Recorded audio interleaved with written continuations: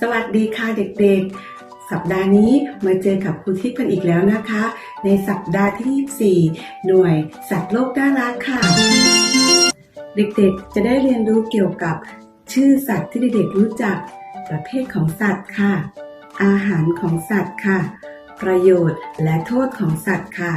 และความเมตตาต่อสัตว์ค่ะเด็กๆพร้อมที่จะเรียนรู้กันหรือยังคะถ้าพร้อมแล้วไปเรียนรู้พร้อมๆกันเลยค่ะในโลกของเรามีสิ่งมีชีวิตอยู่มากมายหลากหลายชนิดสัตว์ก็เป็นสิ่งมีชีวิตชนิดหนึ่งที่อาศัยอยู่บนโลกใบนี้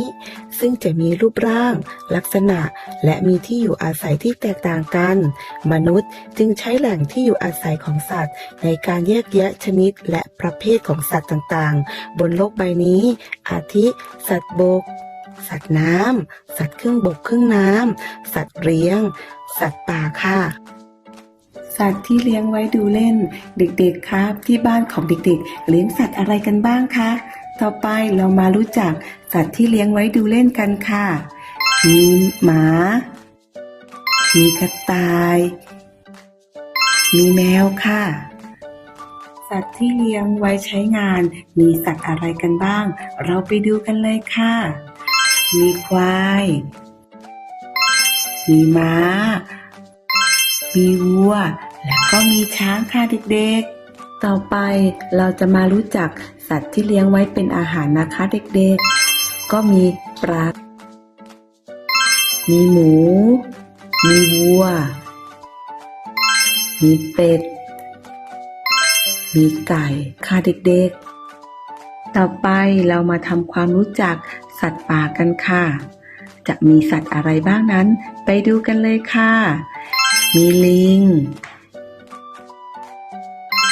มีเสือมีม้าลายมียีราฟมีหมีมีนกฮูกมีสิงโตแล้วก็มีนกค่ะเด็กๆ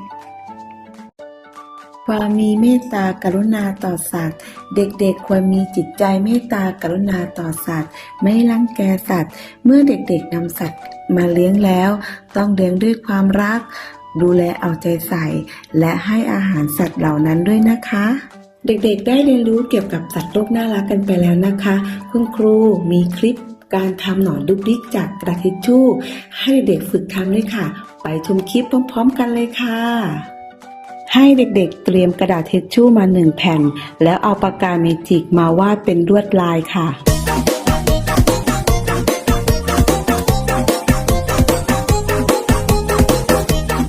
เมื่อเด็กๆลงสีเสร็จแล้วให้เด็กๆเตรียมดินสอหรือหลอดนำมาวางบนปลายกระดาษทิชชู่แล้วม้วนขึ้นไปจนสุดกระดาษทิชชู่ค่ะให้เด็กๆจับปลายกระดาษทิชชู่แล้วใช้มืออีกข้างดันกระดาษทิชชู่ให้ย่นติดกัน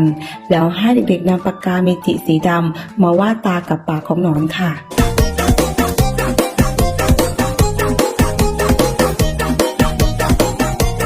ขั้นตอนต่อไปให้เด็กๆลูดหนอนออกจากหลอดหรือดินสอค่ะวิธีการเล่นให้เด็กๆนำน้ำมาหยอดบนกระดาษทิชชู่หนอนก็จะเด้งขึ้นแบบนี้ค่ะหนอนของคุณครูสวยไหมคะเด็กๆคุณครูรอดูหนอนของเด็กๆอยู่นะคะเป็นยังไงกันบ้างคะเด็กๆเด็กๆประดิษฐ์หนอนดุกดิกจากกระดาษทิชชู่กันได้ไหมเอ่ยไม่ยากเลยใช่ไหมคะแต่ถ้าเด็กๆคนใดยังประดิษฐ์ไม่ได้ให้เด็กๆย้อนกลับไปดูคลิปวิดีโอการประดิษฐ์หนอนดุกดิกจากกระดาษทิชชู่ใหม่ได้เลยค่ะและอย่าลืมถ่ายคลิปวิดีโอการประดิษฐ์หนอนดุกดิกจากกระดาษทิชชู่มาให้คุณครูดูด้วยนะคะค่ะในสัปดาห์นี้เราเรียนหน่วยสัตว์โลกน่ารักกันแล้วเด็กๆอย่าลืมดูแลสัตว์เลี้ยงของตนเองและเมตตาสัตว์นะคะค่ะแล้วเจอกันใหม่ในสัปดาห์ต่อไปสำหรับสัปดาห์นี้สวัสดีค่ะเด็กๆ